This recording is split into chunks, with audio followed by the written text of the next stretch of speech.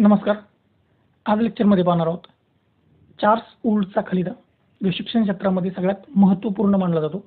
आणि प्रथम जर शिक्षणासंदर्भात विचार केला असेल तर या वूडचा खलिता हा इतिहासामध्ये महत्त्वाचा आहे. त्याच्या शिफारशी आणि त्यानं सादर केलेला अहवाल यावर झालेली कार्यवाही यांचा थोडक्यात आढावा घेऊया. तर प्रथम पाहूया, चार्ल्स वूडचा खलिता हा 1854 मध्ये सादर केला गेला. लॉर्ड विल्यम बेटिंगच्या कारकिर्दीमध्ये लॉर्ड मॅकॉले यांनी केलेल्या शिफारशीनुसार भारतामध्ये पाश्चात्य शिक्षणाचा प्रारंभ झाला. तर पाश्चात्य शिक्षणाचा प्रारंभ झाला असेल तर त्यावेळेस कारकीर्द होती लॉर्ड विल्यम बेंटिंगची आणि शिफारस केली होती लॉर्ड मॅकॉलेचा करारनामा किंवा शिक्षण पद्धतीवर जो अहवाल दिला होता त्यानुसार झिरप्ता सिद्धांत म्हटलं जातं बघा.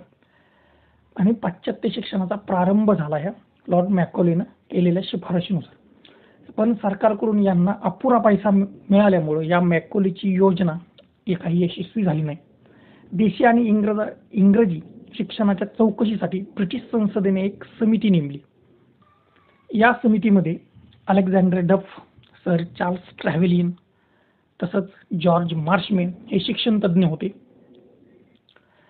तर पहा, सर चार्ल्स वूड हे ब्रिटिश ईस्ट इंडिया कंपनीच्या बोर्ड ऑफ कंट्रोलचे अध्यक्ष होते.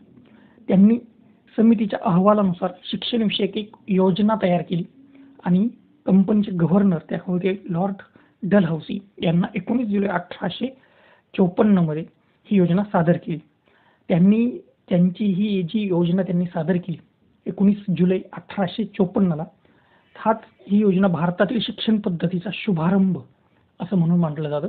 चार्ल्स वूडचा खलिता शिक्षण पद्धतीचा शुभारंभ खऱ्या अर्थानं झाला. त्यामध्ये काय होतं, शिफारशी या चार्ल्स वूडने केलेल्या शिफारशी पहिली होती, प्राथमिक शिक्षणास उत्तेजन देणं. भारतीय लोकांनी प्राथमिक शिक्षणाच्या प्रसारासाठी सुरू केलेल्या शाळांमधून प्रादेशिक भाषेतून शिक्षण द्यावं, हे सगळ्यात महत्त्वाचं. खाजगी शाळांना सरकारने अनुदान द्यावं. माध्यमिक शिक्षणापर्यंत शिक्षण हे मातृभाषेतूनच देण्यात यावं, हे चार्ल्स वूडने म्हटलं होतं. शिक्षण धर्मातीत असलं पाहिजे, म्हणजेच कोणत्याही या अभ्यासक्रमामध्ये धार्मिक विषय असू नयेत. सरकारने स्त्रियांच्या शिक्षणास प्रोत्साहन द्यावं, कारण स्त्रिया या मुलांवर संस्कार करण्याचं काम महत्त्वाचं करतात. आई हा मुलाचा पहिला गुरु असतो. लंडन विद्यापीठाच्या धर्तीवरच मुंबई, चेन्नई आणि कोलकाता येथे विद्यापीठांची स्थापना करावी आणि त्या प्रांतात महाविद्यालय सुद्धा स्थापन करावीत. उच्च शिक्षण जे द्यायचे ते इंग्रजी भाषेतून द्यावं आणि त्यासाठी विद्यापीठं संलग्न असावीत, अशा शिफारशी केल्या होत्या. महत्त्वाच्या शिफारशी बघा, प्राथमिक शिक्षण, मातृभाषेतून शिक्षण आणि स्त्रियांना शिक्षण सगळ्यात महत्त्वाचं. तसंच लंडन विद्यापीठाच्या धर्तीवर मुंबई, चेन्नई आणि कोलकाता येथे विद्यापीठ स्थापन आणि उच्च शिक्षण हे इंग्रजी भाषेतून द्यावं. तसंच शाळांच्या तपासणीसाठी प्रत्येक प्रांतात एक स्वतंत्र शिक्षण विभाग स्थापन करावा. शिक्षकांच्या प्रशिक्षणासाठी प्रशिक्षण शाळा असावीत, ट्रेनिंग सेंटर असावीत. खाजगी शाळा व कॉलेजला सरकारी अनुदान द्यावं. शैक्षणिक संस्था काढण्याला प्रोत्साहन द्यावं. कनिष्ठ आणि उच्च पातळीपर्यंतच्या शिक्षणात सुसंवाद निर्माण करावा. शिक्षणाची एक साखळी तयार करावी कनिष्ठापासून उच्च शिक्षणापर्यंत.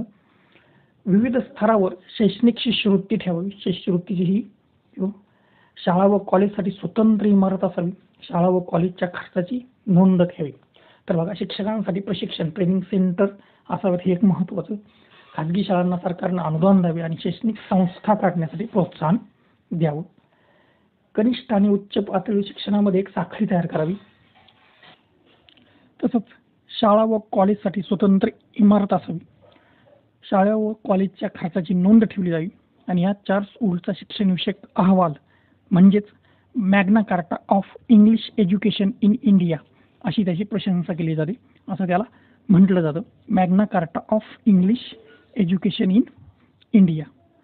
तर तसं बघा, लॉर्ड डलहौसी आणि ज्यावेळेस लॉर्ड डलहौसी यांना हा अहवाल सादर करण्यात आला त्यावेळेस या अहवालानुसार लॉर्ड डलहौसीनं काय केलं, एक स्वतंत्र शिक्षण विभाग स्थापन केला, अनेक शाळा सुरू केल्या. तर बघा, 1857 मध्ये मुंबई, कोलकाता आणि मद्रास या ठिकाणी विद्यापीठं सुद्धा लंडनच्या धर्तीवर स्थापन केली. लॉर्ड डलहौसी यांनी प्रत्येक जिल्ह्यामध्ये प्राथमिक आणि माध्यमिक शाळा सुरू केल्या व संस्थानांनाही शाळा काढण्यासाठी सरकारी अनुदान दिलं. मुलींच्या शिक्षणासाठी डलहौसी यांनी स्वखर्चानं कोलकाता येथे बेथून कॉलेज नावाची संस्था घडली. बघा, मुलींच्या शिक्षणाचा जो शिफारस केली होती त्याच्यामध्ये लॉर्ड डलहौसी यांनी स्वखर्चानं कोलकाता येथे बेथून कॉलेज नावाची संस्था काढली जी मुलींच्या शिक्षणासाठी काम करेल. प्रत्येक प्रांतात शिक्षण विभागाचे संचालक नेमण्यात आले. तसेच निरीक्षक आणि सहाय्यक निरीक्षकांच्या नेमणुका सुद्धा करण्यात आल्या. महाराष्ट्रातही डलहौसीने प्रत्येक जिल्ह्यात प्राथमिक माध्यमिक सरकारी शाळा सुरू केल्या. खाजगी संस्थांना अनुदान देण्याचं काम केलं. 18 जुलै 1857 रोजी मुंबई विद्यापीठ स्थापन झालं. जे लंडनच्या धर्तीवर स्थापन करायचं होतं ते 18 जुलै 1857 रोजी मुंबई विद्यापीठ स्थापन झालं. म्हणजे चार्ल्स वूड यांनी केलेल्या शिफारशी आणि त्यानुसार डलहौसीनं त्याच्यावर काम केलं आणि भारतीय शिक्षणाचा खऱ्या अर्थानं प्रारंभ झालेला दिसून येतो. तर बघा, आज आपण चार्ल्स वूडचा खलिता पाहिला. त्यानुसारच बघा, व्हिडिओ आवडला असेल तर व्हिडिओ लाईक करा, शेअर करा आणि असेच नवनवीन व्हिडिओ पाहण्यासाठी आमच्या चॅनलला सबस्क्राईब करा. धन्यवाद.